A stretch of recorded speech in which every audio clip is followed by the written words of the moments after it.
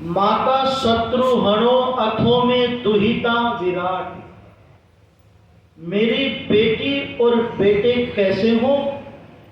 शत्रुओं का नाश करने वाले हो। बेटियां कैसी हो? कुलों को रोशन करने वाली हो, कुलों को बढ़ाने वाली हो, विदुषी हो, यशस्वनी हो, तेजस्वनी हो। ऐसी मंगल कामना जो है एक माँ वेद के मंत्र से भगवान से कर रही है। और देखो ये जो बेटा और बेटी है ना, इनमें हमें कोई भेदभाव नहीं करना चाहिए। प्राचीन काल का जो इतिहास है उसमें तो जो है बेटियों को जो है बेटों से भी बढ़कर के सम्मान और पूजा मिलती थी उनको। मध्य काल ऐसा आया जिसमें लोगों ने ये समझ लिया परिवार की शान, परिवार की उन्नति का साधन बेटा होता है, पर ये बात झूठ है। बेटी पराया धन नहीं होती है। जैसे बेटा होता है ऐसी ही बेटी होती है। और बेटी इतनी सेवा करती है, बेटा इतना सम्मान सेवा नहीं कर पाता जितना शादी से पहले बेटी जो है परिवार का सेवा सम्मान शुश्रूषा करती है। और बेटा और बेटी में यदि आप देखना चाहोगे, अंतर देखना चाहोगे, तो बेटे को बढ़िया से बढ़िया खिलौना ला करके दे देना आप, और बेटी को एक गुड़िया ला करके दे देना, तो बेटा तो उसका 2-4 घंटे में या 2-3 दिन में उसका बाजा बजा देगा, उसके पुर्जे अलग कर देगा। और बेटी जो है उस गुड़िया को न जाने कितने समय तक उसको सजा करके संवार करके रखती है। बेटे तो आतंकवादी पैदा होते हैं, पर बेटी तो अंदर से करुणा, प्रेम, वात्सल्य लेकर के पैदा होती है। और हमने सुना है, देखा है, जब माता पिता पर कोई दुख, कोई दिक्कत आती है तो पहले खबर लेने के लिए बेटी पहुंच जाती है। तो कभी भी बेटियों को पराया ना समझे, पराया धन ना समझे। ये घर की लक्ष्मी होती हैं, ये घर की दहलीज का दीपक होती हैं, अंदर भी प्रकाश करती हैं और बाहर भी प्रकाश करती हैं। और समाज एक पक्षी की तरह से है। सुनो, यदि उस पक्षी के एक पर काट दिए जाएं तो वो पक्षी फड़फड़ाएगा नहीं, उड़ नहीं पाएगा, वहीं पर समाप्त हो जाएगा। इसी प्रकार से यदि बेटियों का हमने सम्मान नहीं किया, इनकी रक्षा नहीं की, इनको पढ़ाया नहीं, ऋषि दयानंद जी ने वकालत करते हुए कहा कि इनको शिक्षित करना यानी कि 2 कुलों को शिक्षित करना है, इनको संस्कार देना, 2 कुलों की जो है रक्षा होती है इनकी रक्षा करने से। इसलिए किसी कवि ने बहुत सुंदर पंक्तियां लिखी थी, ये बेटियां भी महान होती हैं। एक एक पंक्ति को बड़े ध्यान से सुनना। ये बेटियां भी महान होती हैं, बेटियां भी महान होती हैं। माता की जान, पिताजी के शान, दुर्गा समान होती हैं। ओ बेटियां भी महान होती हैं, बेटियां भी महान होती हैं।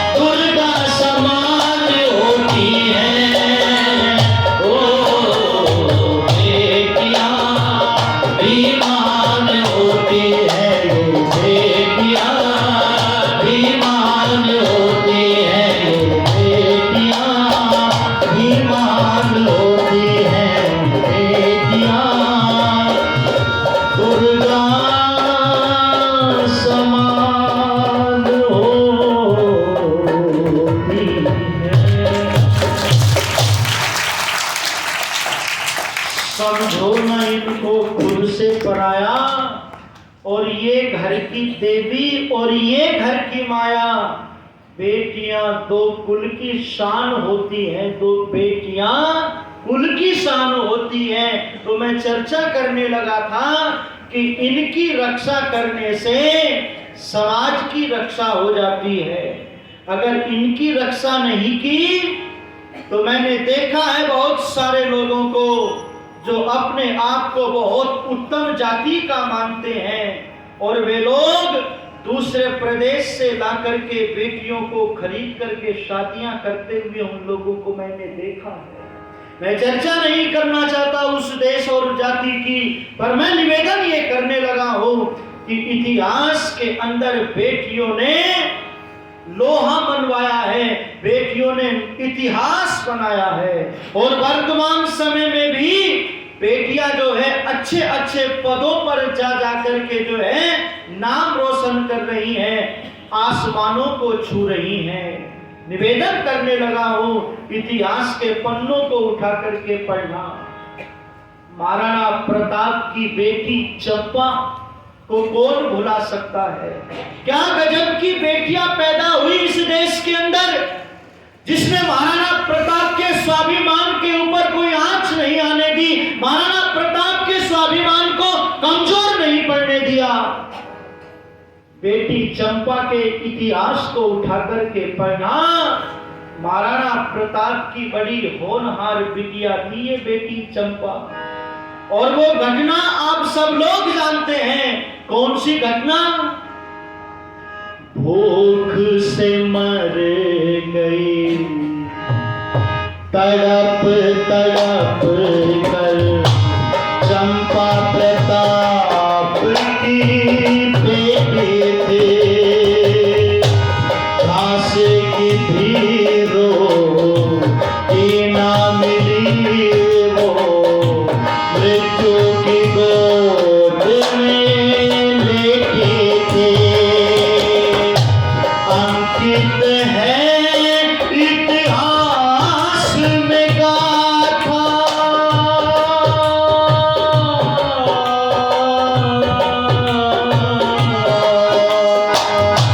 अंकित है इतिहास में गाथा। ऐसी वीर संतानों की ये देश मेरा कैसा। सुनो जी ऐसा जहां रीत सदा से बलिदानों की ये देश मेरा कैसा। महाराणा प्रताप का राजा अकबर के साथ में युद्ध हो रहा है। बहुत सारे राजपूतों ने संधि पत्र लिख दिए थे, घुटने टेक दिए थे, अपनी बेटियों को जो है उसके साथ में संबंध बना लिए थे।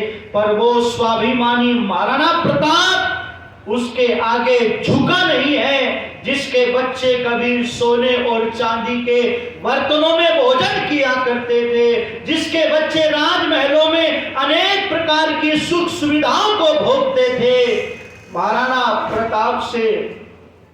प्रताप का युद्ध हो रहा है। महाराणा प्रताप जब अकबर से युद्ध कर रहे हैं तो राजमहल को छोड़ करके वनों में बच्चे और सैनिक जो है रह रहे हैं। एक दिन की घटना है कि बच्चे भूखे हैं, और जब बच्चे भूखे थे, कई दिनों से भूखे हैं महाराणा प्रताप के बच्चे, और मैंने सुना है एक बाप पहाड़ जैसी विपत्ति आने पर विचलित नहीं होता है, पर यदि उसके संतान के ऊपर आकर के पड़ती है तो उसके पैर डगमगा जाते हैं, वो विचलित हो जाता है। 3 दिनों के बाद में महाराणा प्रताप की पत्नी ने घास फूस की रोटी बनाई है, रोटी, और संयोग ऐसा हुआ उस रोटी को भी एक जंगली बिलाव छीन करके ले गया। महाराणा प्रताप ने जब उस दृश्य को देखा तो महाराणा प्रताप के का स्वाभिमान गिरने लगा था। महाराणा प्रताप ने संधि पत्र हाथ में आ गया था, संधि पत्र लिखने के लिए तैयार हो गए थे। बेटी चंपा ने जब अपने पिता के स्वाभिमान को कमजोर पड़ते देखा तो संधि पत्र को छीन करके उसको फाड़ करके फेंक दिया और अपने पिताजी से एक निवेदन किया। उस विदुषी बेटी ने क्या निवेदन किया, जिसको सुन करके महाराणा प्रताप का स्वाभिमान जो है मजबूत हो गया था। क्या कहा था उस बेटी चंपा ने, क्या गजब करते पिताजी,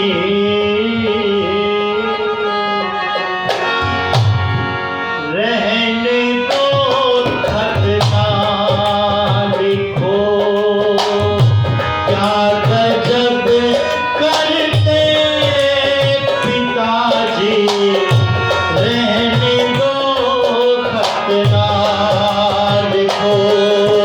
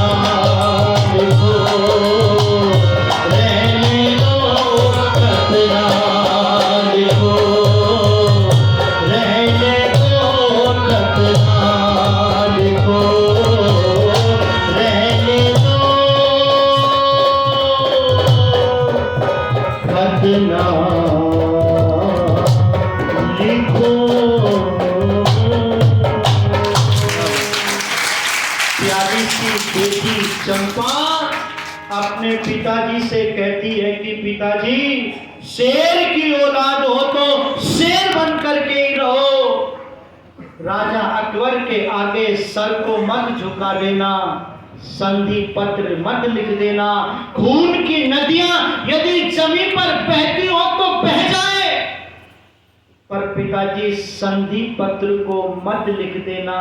उस बेटी चंपा ने अपने पिता महाराणा प्रताप के स्वाभिमान को कमजोर नहीं होने दिया, बल्कि और मजबूत कर दिया अपने पिताजी को। मैं निवेदन करने लगा हूं कि एक से बढ़कर के एक बेटी इस देश के अंदर पैदा हुई, जिसके लिए वेद कहता है कि बेटियां हो तो विदुषी हो, बेटियां हो तो तेजस्विनी हो, बेटियां हो तो कुलों को रोशन बढ़ाने वाली हो। और वेद आगे बढ़कर के कहता है कि तू नजर को सामने झुका करके चलना, तेरे शरीर के वस्त्र, तेरे अंग जो है सारे शरीर से ढके हुए होने चाहिए, तेरे हाथ में शस्त्र होना चाहिए, वेद कहता है। आज हम यदि इन बेटियों को शस्त्र से यदि सुसज्जित कर दें, तो आज जो ये बीमारियां पैदा हो रही हैं, ये जो देश की स्थिति बड़ी भयावह हो चुकी है, ये स्थिति जो है समाप्त हो सकती है यदि हम बेटियों को शस्त्र की भी शिक्षा यदि हम दें। इतिहास के पन्ने गवाही देते हैं कि शस्त्र और शास्त्र बेटियों के कंठस्थ हुआ करते थे, बेटियों को शस्त्र भी चलाना आता था। कौन भुला सकता है खूब लड़ी मर्दानी को झांसी वाली रानी, रानी लक्ष्मीबाई को, दुर्गा को कौन भुला सकता है, जो शस्त्र लेकर के घुड़सवारी किया करती थी, मलखम किया करती थी। आज हम अपनी बेटियों को ये शिक्षा नहीं दे रहे हैं। मैं निवेदन करने लगा हूं कि यदि हम ये शिक्षा देंगे तो बेटियां जो है स्वाभिमानी बनेंगी, उनके जीवन में वीरता का संचार होगा। पर आज स्थिति क्या हो गई है, जो अच्छे परिवारों के लोग हैं, अच्छे संस्थाओं में जुड़े हुए हैं, उनकी बेटियां तो सुरक्षित हैं, उनकी बेटियों में तो संस्कार हैं, वो तो बुराइयों से और बाहर की जो माया है, बाहर की जो कुसंगति है, उससे बेटियां बची हुई है। अन्यथा आप दिल्ली जाकर के देखो, दिल्ली जाकर के, दिल्ली में इतनी स्थिति बिगड़ चुकी है कि बेटियां जो हैं बियर के साथ में सिगरेट पीती है, सिगरेट पीती है, और उनके तन के ऊपर वस्त्र दिन प्रतिदिन छोटे होते जा रहे हैं, छोटे होते जा रहे हैं। किसी कवि ने पंक्तियां लिखी थी, आने वाली पीढ़ी मां के आंचल को नहीं पाएगी, आने वाली पीढ़ी मां के आंचल को नहीं पाएगी। जीन्स पहनने वाली मां आंचल कहां से लाएगी, आंचल कहां से लाएगी। हमारा पहनावा, हमारा सारा जो है कुछ विदेशी हो चुका है। इसलिए आज के इस वातावरण में संस्कार देने बहुत जरूरी है। यदि बेटियों को और बेटों को हमने अच्छे संस्कार नहीं दिए, अच्छे संगति नहीं दी, तो इसका बहुत बड़ा खामियाजा समाज को भुगतना पड़ता है, परिवार को भुगतना पड़ता है। हमारी बेटियां लव जिहाद में फंस जाती हैं, और लव जिहाद इतनी द्रुत गति के साथ में बढ़ रहा है, आप लोग अंदाजा नहीं लगा सकते। बाहर से जो है इनको जो है सुरक्षा मिलती है, बाहर से पैसा आता है। जितने ऊंचे खानदान से आप बेटी को भगाओगे, उतना ही आपको ज्यादा इनाम मिलेगा, उतनी सुविधाएं मिलेंगी। और ये लोग हाथ में कलावा बांध करके अपना नाम जो है वैसे ही रख लेते हैं जैसे हिंदुओं में होते हैं, और मोटरसाइकिल बाइक लेकर के बढ़िया कपड़े पहन करके वहां पर चक्कर लगाने शुरू कर देते हैं, जो बड़े बड़े कॉलेज होते हैं। और वहां से फिर जो है ये बेटियां उनके बहकावे में आ जाती हैं, फिर इन बेटियों को बेच दिया जाता है या फिर इनके टुकड़े टुकड़े करके किसी फ्रिज में, किसी जो है अटैची में और किसी ब्रिज में, किसी नदी में कहीं दफना दिया जाता है। मैं निवेदन करने लगा हूं कि आज हमारे देश की स्थिति बड़ी भयावह हो चुकी है, जिसमें बेटियों की सुरक्षा बहुत आवश्यक हो जाती है। इसलिए आज वेद कह रहा है कि हमारी बेटियां शस्त्र से सुसज्जित हों।